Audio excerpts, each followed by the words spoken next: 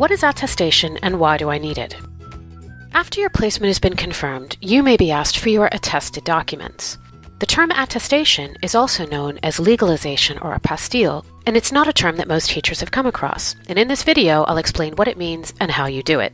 Let me set the stage. When you take a job in a foreign country, your school needs to provide you with a work visa. That work visa is related to your job, and in your case, it means the visa will allow you to teach, and it will be granted because of your qualifications and experience as a teacher. Now imagine you're a foreign government and you have international schools that sponsor visas from teachers from more than 70 countries. How do you know that it's a valid teaching certificate from Ireland? How do you know that someone didn't just print off a master's degree from a fake Canadian university? The solution is that you ask the government that was in charge of granting the qualification in the first place to look at it and say, yep, this is a valid qualification for my country. And this is what attestation is all about. It makes sense that the U.S. state of California will know what a California teaching license looks like.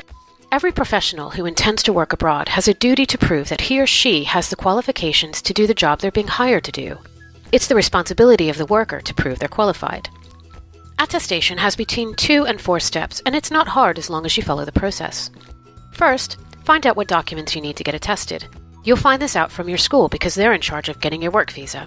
If you're unsure about what documents you need, it's best to find out before you start. Otherwise, you might waste time and money and have to do it all over again.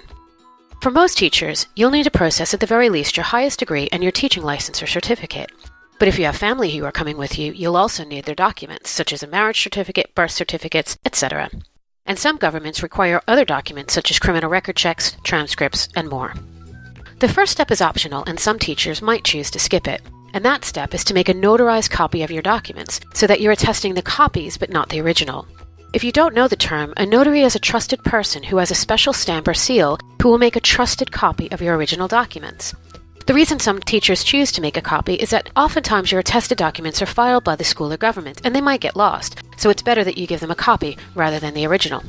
An Edvectus top tip, remember to shop around. In certain countries, there's a huge range of prices, from $5 to $150 a document. So if you make a few phone calls, you might save yourself money. The next step is to take the notarized copies of the documents to the government that issued them, so they can verify that they're authentic. This is called the attestation or legalization or apostille. Where you go to get this done depends on the country in which you got the qualification.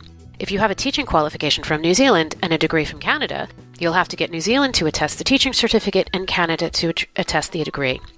The rule is that you go to the government that issued them. Now, attestation is done by a special government branch whose job it is to do such things. It may be called the Foreign and Commonwealth Office in the UK, the Department of Foreign Affairs in Ireland, the State Department in the US, but in any case, it will be a government office in the country that issued the document. And the top tip, if you Google the term apostille and the country of interest, you'll usually find it. So you follow the directions on the website of your government office and send off your documents along with the appropriate free, completed forms, and they send you back the documents with a fancy sticker or stamp on them. The costs vary by country and by document and can range from $20 per document to $150, and they're not negotiable. For teachers in the US, please be aware that there are 2 steps to complete at this stage rather than 1. The first step is to go to the Secretary of State in the state that issued your documents, and then you need to go to the Federal Secretary of State in Washington, D.C. Once the issuing country has attested the documents must be given then to the issuing country of your work visa. This normally requires a trip to the embassy, or if you have time, you might be able to do it by post. Remember to look up the embassy details before you take any action, as they often have unusual hours and are very particular about the procedures to follow. And now you're done. Scan your attested documents, send the copy to your school so they know they're finished and their work can begin. There's a few final thoughts.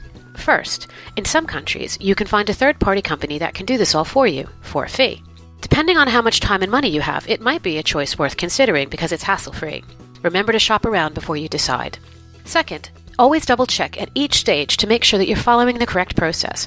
If you're posting documents, do not ever use regular post. Always use registered mail or a courier so that your important documents do not get lost. And finally, don't panic, because it's easy as 1, 2, 3 if you take it one step at a time.